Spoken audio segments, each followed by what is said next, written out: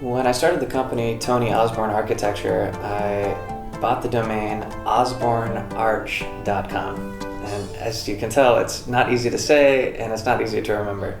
When I renamed the company Toad, I knew that it was time to rethink the domain. I studied architecture in Chicago, which is an amazing city for architecture.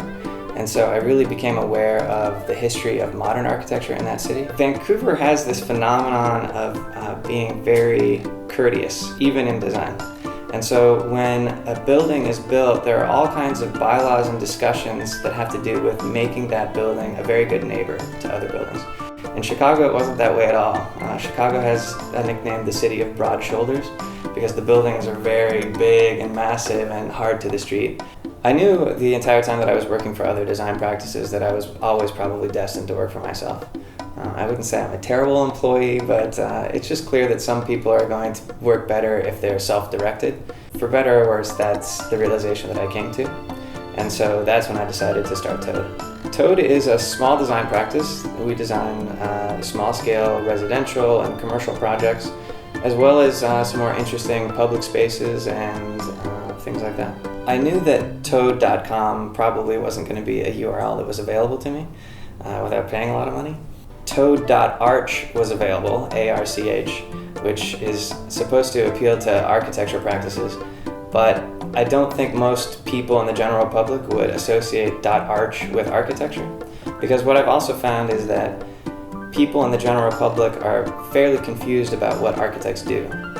And I found that design actually gets much closer to what architects can offer. Because in reality, architects are trained to address design on a wide variety of scales. It just happens that buildings is one of those scales, but urban design, industrial design, and landscape design are all very much within the purview of what architects can do. And so I thought a .design domain would really fit well for the company. I think it's really helpful to have in the URL some description about what the company does. If my website were toad.com, for instance, there'd be no indication that we do architecture or design at all. So I think the real benefit of having .design as part of the URL is that it identifies you as a designer. People already know, if they know your URL, something about what you do as a company. So I chose to register the website at Hover. And the reason is that I explored a couple of options, and I found that Hover's website was so much cleaner and better designed than other websites, and that really appealed to me. They offer you only what you asked for. They're there to answer questions when you need them to be answered. It's essentially everything you want in a company like that. My name is Tony Osborne.